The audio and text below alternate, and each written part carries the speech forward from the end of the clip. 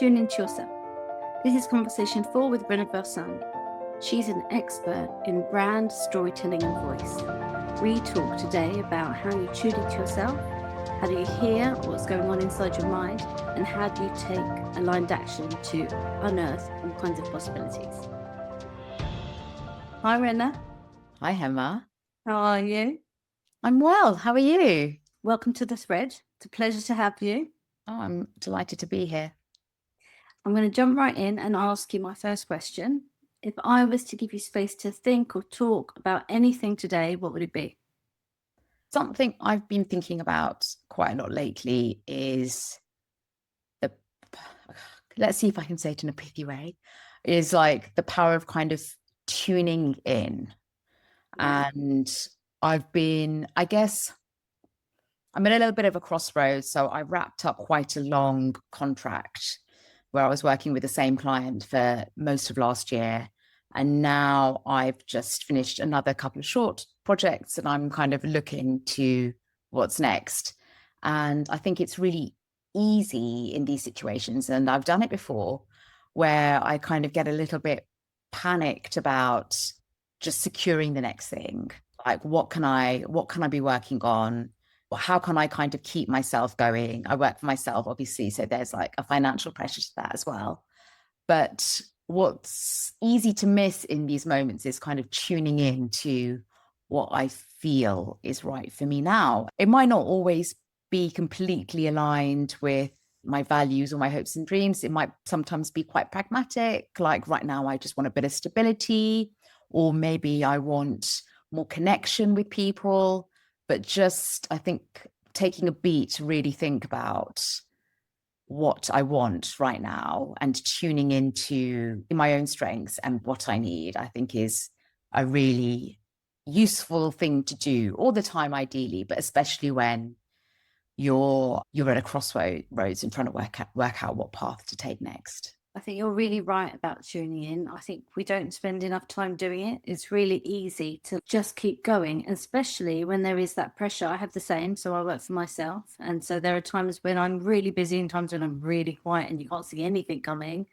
And you have that panic, it's really natural. It's normal. I guess fear sets in and you're like, why if I never find another project? Yeah. And we don't take that minute to tune in and just take a minute to think about what it is that we really want. And it's making me think, if I was to ask you, what is it that you would really want in this moment? What would you say? I think I'm looking for, and this is very kind of governed by the last project I worked on, which was an absolute pleasure. It was really about kind of collaborating with people where I feel there's a strong connection. So like this kind of shared goal of, we wanted to do work that we all agreed was good.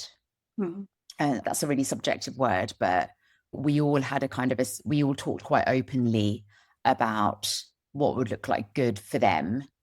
And I felt an affinity with it as well. And then we worked in a really collaborative way. There was lots of kind of open dialogue at the beginning and throughout. The feedback that I got was, and this is very rare actually, was really thorough, considered, kind, in the spirit of trust, knowing that everyone was working towards a common goal and doing their best. So I would love more of the same. I think it's actually more about increasingly, it's more about those working relationships. That's what gives me the most pleasure. Whereas I think if you'd asked me maybe 10, 20 years ago, I might have wanted to work, for like a sexy entertainment brand, or I might have wanted to do a cool kind of ad script. Whereas now it's much more about the people that I'm working with and the kind of relationship that we can have. Yeah, I can relate to that. I'm interested in, because I think relationships are really interesting. People are interesting to observe. I spend my life observing people basically. And I think what could be or feel like a good relationship to me, for example, could feel like a terrible relationship.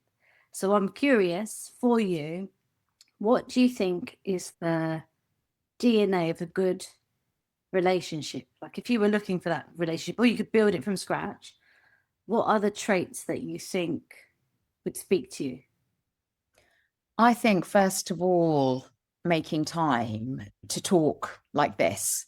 So, kind of having, before a project starts, I think having a really open conversation. And with this project that had just happened, we'd had a few of them because we had a few chats when they originally approached me about this project, and then I couldn't work on it. And then they circled back to me a few months later. So we'd had a few conversations.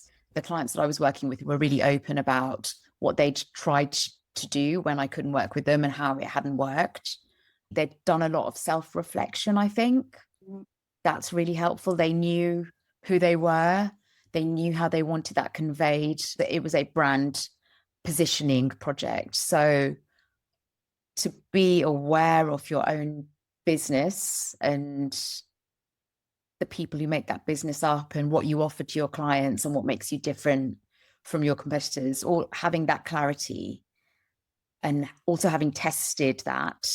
So it's not just your own subjective opinion. I think those are really vital ingredients of a relationship, and bringing that honesty to the people that you're working with. And then there was trust.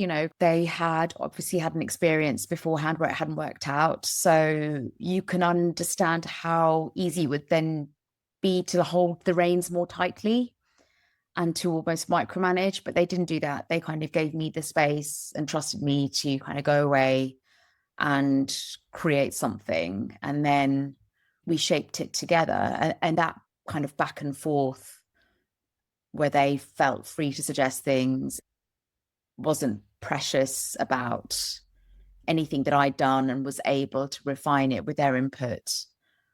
I think all of those things are probably, they certainly made for a good working relationship, but they're probably traits you could apply to any industry. Potentially, it doesn't even have to be a working relationship, maybe even personal relationships. I think actually we don't sometimes have those conscious conversations with people that are close to us.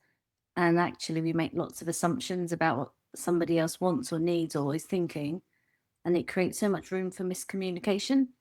I've got lots of things I want to ask you. So I'm going to ask you a question. It sounds so, I'll just let me tell you what I'm hearing or what I'm feeling. So I'm sort of thinking when I'm listening to you talk, in a good working relationship, it sounds to me like the things that you value is like a real partnership, a sense of honesty and transparency between you and the person or people that you're working with. And then in the way that you work, there is something about having real clarity, almost going back to the sentence you used about tuning in, like clarity about what it is you want to project, and then being thoughtful and considered around that. And then also taking some feedback around being open to feedback and then creating something together in a very collaborative way. And it sounds like through your work, you partner with organizations or companies to help bring their stories to life and bring their brands to life. And it sounds all through that storytelling. The storytelling is the thread and the most important thing in terms of the work that you do. One question I've got for you is, how does that sort of theme of, because we started the conversation talking about when, as people that work for ourselves, we go into moments where times are busy or times are less busy. And when you're looking for the next client, it's important to kind of tune in and just go back into what it is. How do you make sure you tell your story in the way that you help your clients tell their story? How do you use that storytelling, I guess, mindset and that practice when it comes to telling your own story for yourself? I think that's a really good question. So I think, this is probably something I haven't perfected, but I'm increasingly trying to tune into the particular things that I do and not try and sound like a jack of all trades, because I think, again, when you're pitching yourself, or like more broadly, like rather, when you're kind of putting yourself out there, it can be really tempting to cover all of the things you've worked in and say, I can do this, this, and this. And actually, for me, if I'm honest, there are certain subjects or certain kinds of businesses that tend to come to me. Often they might be selling something that's got quite a lot of emotion around it, or it might be perceived as quite boring. So, for example, I've worked with lots of financial institutions, and I think actually that captures both of them. One, you might think it's really boring, but two, if you actually look at finances, if you look at kind of banking, then for the customers, that's a really kind of, it can be quite heightened. Money is quite heightened, and it can bring with it a lot of baggage. So for ages, I think I thought, oh, do I really want to keep working in this sphere? But actually, I have discovered that it's a really interesting subject matter, and I really enjoy it. I really enjoy translating difficult concepts, and I really enjoy relating to people over quite thorny subject matter, and I think money is one of them. So I'm quite clear about the areas that I tend to do a lot of work in and what I bring to it. So I don't say, oh yeah, I've got, loads of knowledge in derivatives and investments.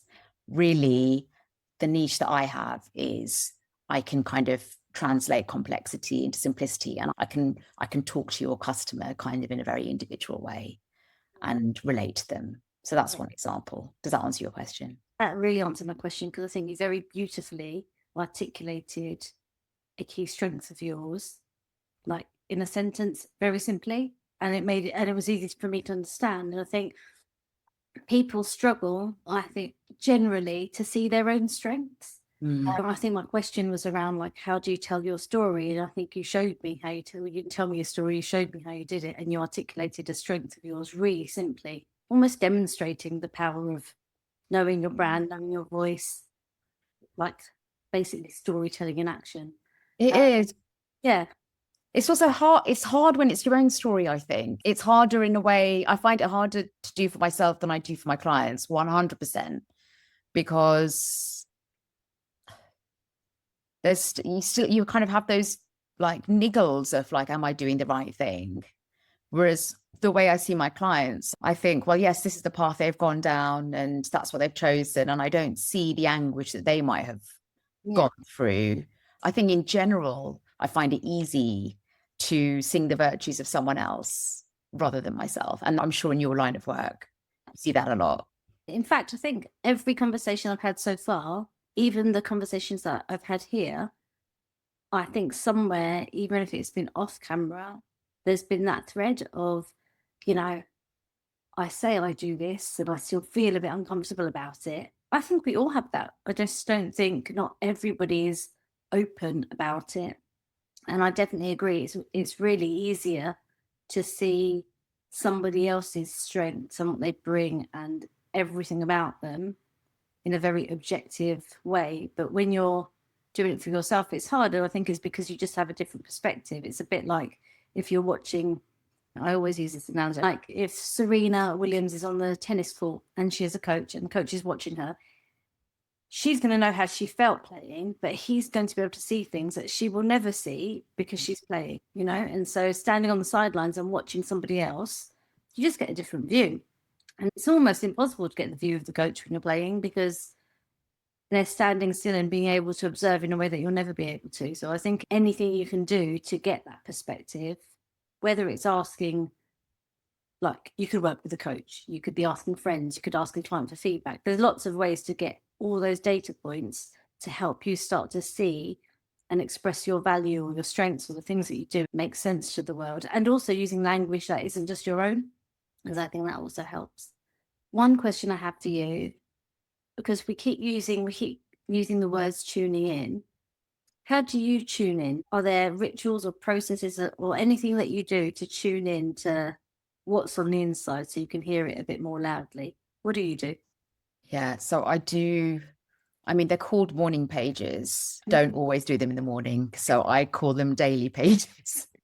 I don't necessarily do them every day either, but that's the name I use, daily pages. So I think, yeah, when I'm particularly feeling like my head is a plate of spaghetti and there's a million things going on, I will sit down with it's a beautiful kind of A4 pad that I spent more money than I should have on. And I just write the day at the top and then I just write. It's like having a conversation with myself. And sometimes I will actually like write questions as well.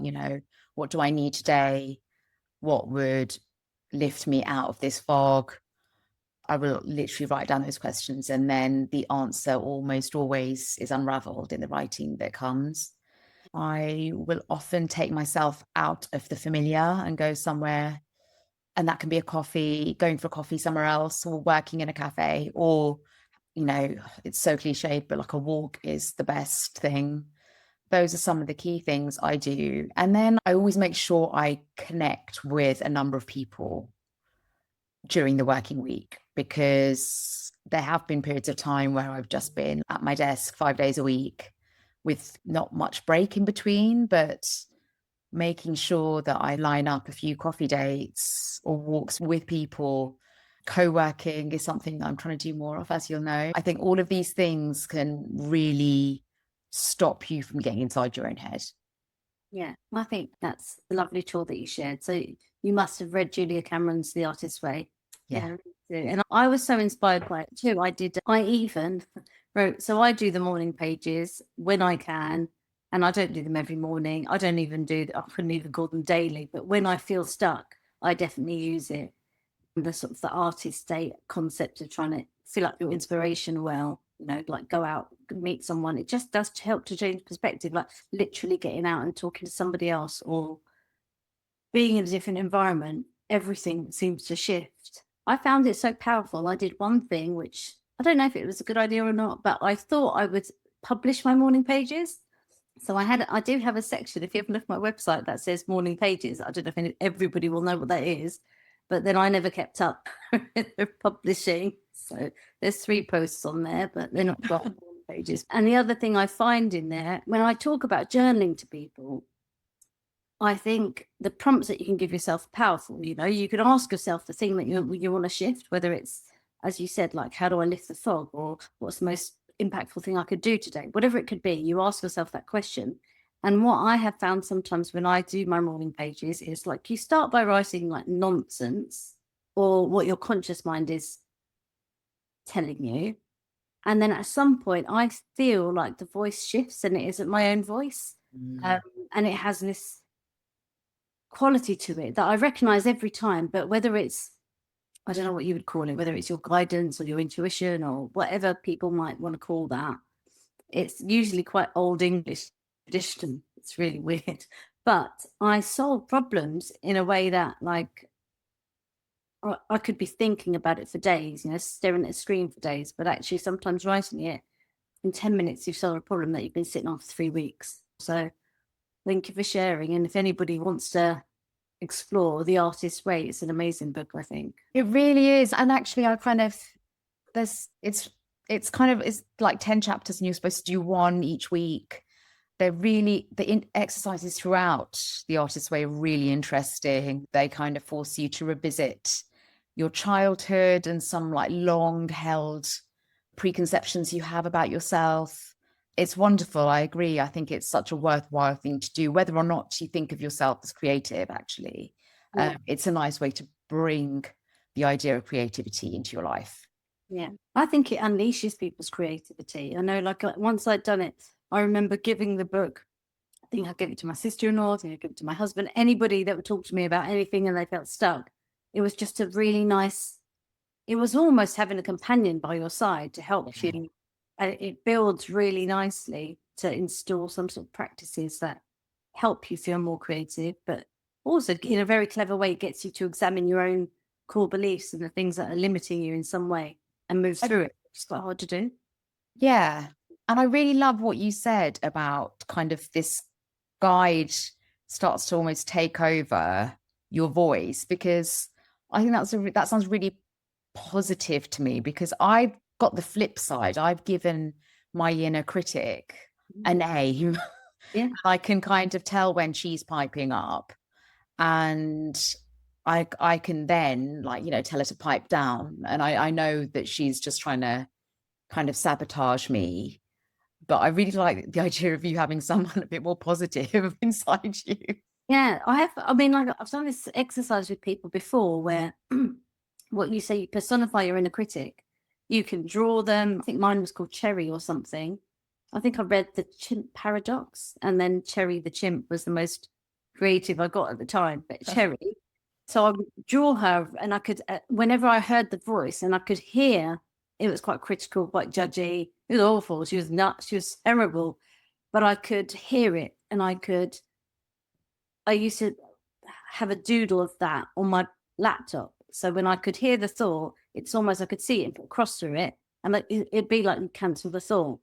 But what I realized is that I didn't have a very cheerleadery type voice, you know, and also it didn't resonate with me. Someone that's going, yeah, everything's amazing all the time. That just didn't work. So I worked on what would be the most, like, how do I show up for somebody else when they're struggling? What's the voice that feels more nurturing or supportive? You know, for me, it was probably quite constructive but fair, kind but really clear, rather than everything's rosy all the time. And that is the voice that I try to actively employ. So in the same way you can give the page to your inner critic, which I think is such a powerful thing to do because it kind of gets it out of the way, it would be really interesting to see what happens if you give the page to your inner champion, for want of a better word. What would we name that person? What would they look like on paper? How often would we hear from them? And I think that's one thing. And then I think the more you journal, just going back to that voice that I have sometimes, I've got those two voices, but sometimes it's almost like I get another voice that has not got any emotion to it. And it's just, I have to say it's my intuition. I can't call it anything else, but it's very clear and I hear it really often. It sometimes gives me some sort of guidance or an answer. And I think that's the thing we need to follow. When you tune in, you follow that. You might not know, you might not be able to make sense of it all in the moment, but it's almost like trusting that when you tune in, you've also got to listen. But when you listen and you receive it, you've then got to really hear it, do you know, and honor what you've heard, I think, and act on it. Exactly. Yeah, exactly. Yeah. It's been a fascinating conversation. I've loved it. I love that we've both done the morning pages, actually. It's really Well, useful. yeah, really beautiful. If I was to say to you, if there is somebody listening and they're thinking about how do they tune in, perhaps they're also at a crossroads or they're thinking about their next piece of work, what one piece of advice would you give them? Well, I think sometimes it feels like there's quite a lot of pressure to decide something and then move in that direction and then go for it. And it can feel like, I talked about crossroads. The reality is it doesn't have to be like that. You don't have to go down one path or the other. Once you've got an inkling of something you might want to do, sometimes it can feel really far out of your reach.